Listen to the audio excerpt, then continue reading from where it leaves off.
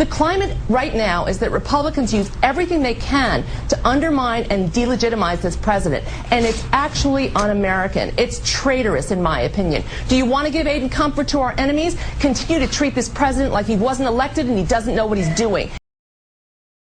The thing that I would say about them that makes me hopeful as a liberal is that despite people trying to call them AstroTurf and George Soros is paying everyone, what I've heard from people all around the country, not just at that Washington march, is that they saw people they'd never seen marching before.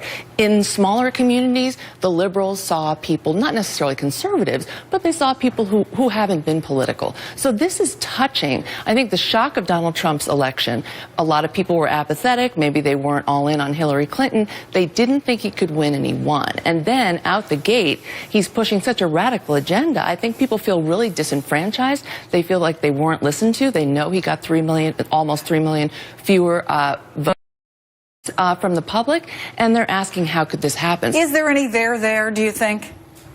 I think is there something rotten in the state of Denmark? I think there's a lot of there. I mean, let's just take Jeff Sessions. The most extraordinary thing happened when he was asked that question by Al Franken. He was not asked a question about himself. He was asked if these ties exist, if we learn more about these ties, will you be able to handle this between the campaign and the Russians? Will you be able to deal with this fairly as Attorney General? All he had to say was the obvious, yes.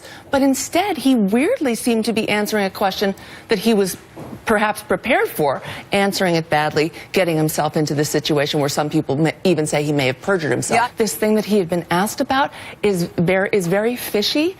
Why not bring him back? It's as though we know that it doesn't seem like the Trump administration wants to get to the bottom of this. Are they leakers or are they whistleblowers? I would call them whistleblowers.